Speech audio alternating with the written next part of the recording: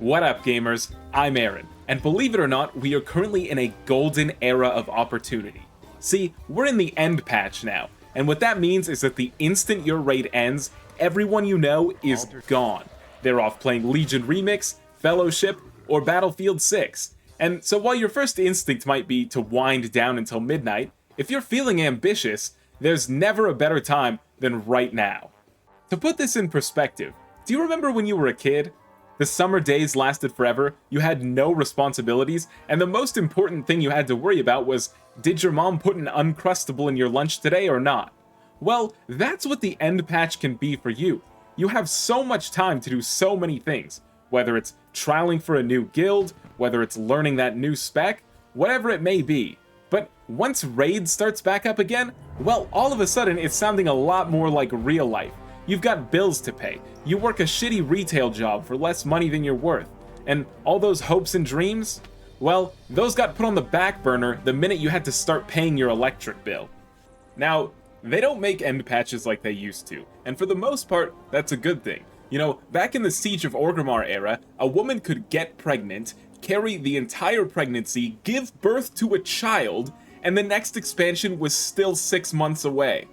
And it almost killed the game with how bad that expansion was anyways, so we're a lot better off now where we've just had a content patch and we're already moving into the Midnight Alpha.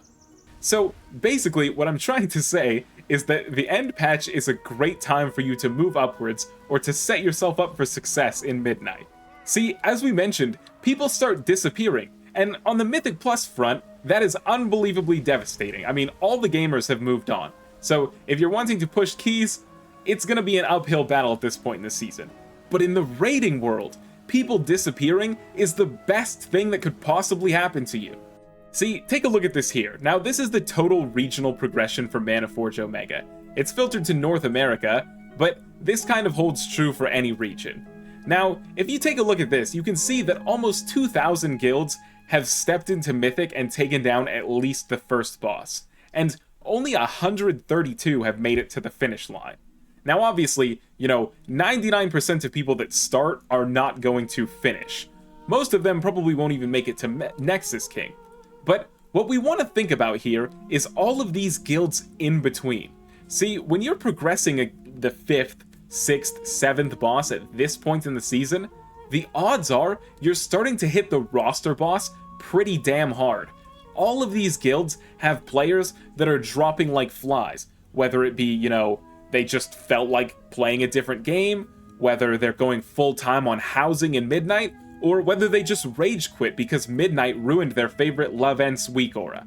Whatever it is, they've got spots that need to be filled.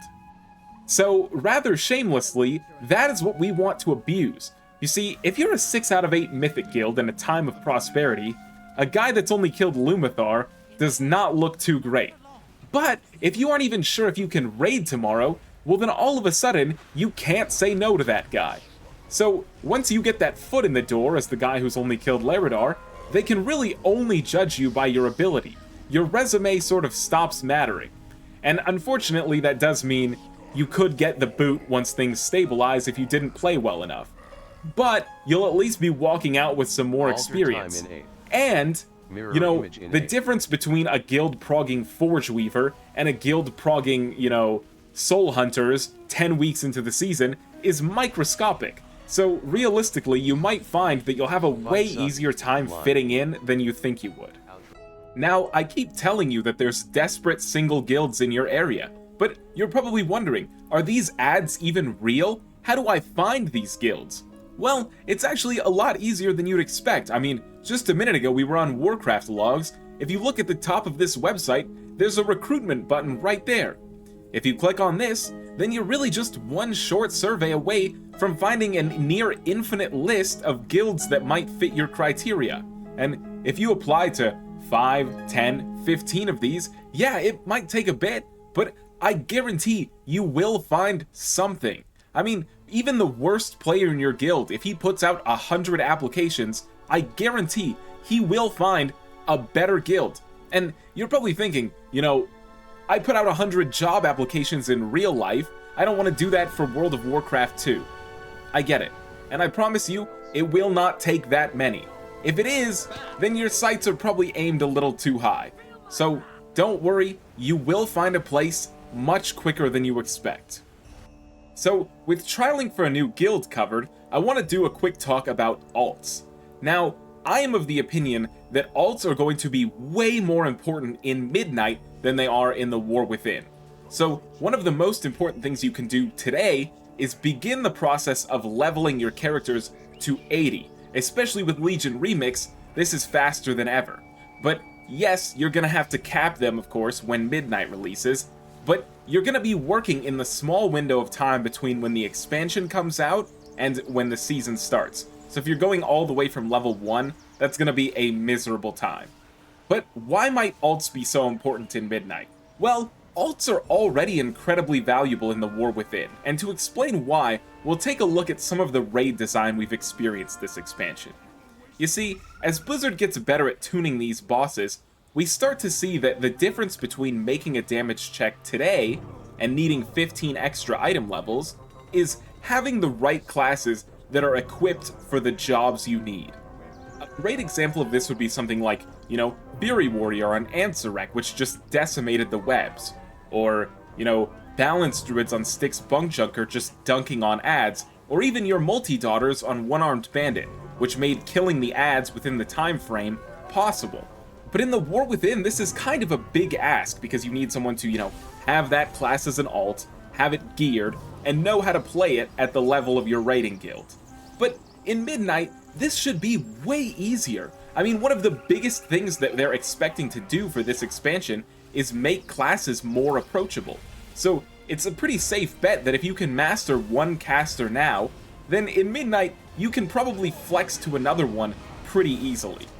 And for that reason, I believe that multi-classing at the higher end will be so much more common in Midnight than it is today. And that means getting those characters leveled now, super important.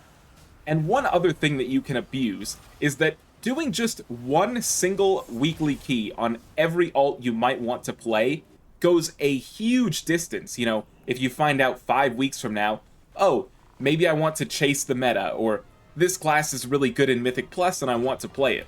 Well, if you've done one weekly key on it for the last 4 or 5 weeks in a row, well then, by the time you're ready to play it, you'll have a grab bag of random myth track items. Yeah, some of them will suck, but you're definitely better off for having them than you were if you just had nothing and were fresh starting 5 weeks into a patch. Alright, so with alts covered, what else can you do today that's gonna actually affect you in Midnight? Well, the list is relatively thin. A new expansion launch is a perfect fresh start for a ton of players. And that means that you're gonna want to be thinking about how you want to, approach this expansion and your goals for it. If you're wanting to step up to the next level, well, then, alongside, looking for a better guild like we talked about, at the same time, you're gonna want to be thinking about how you're going to approach moving up in a thoughtful manner. Not to shamelessly self-plug, but that's kind of the entire point of my YouTube channel, so if you're interested in stepping it up, maybe check out some of my other content. But aside from setting goals, thinking, okay, I want to work towards getting my first AOTC, Cutting Edge, Hall of Fame, World First, whatever it is, you might also want to take some time right now to kind of reconnect with why it is that you love World of Warcraft. If you're going ham through the entirety of the War Within, and then want to go ham through the entirety of Midnight, that might lead to a bit of burnout. So take this time while you've got nothing going on, and consider, doing some of the casual side of things that you will never get to do during a season.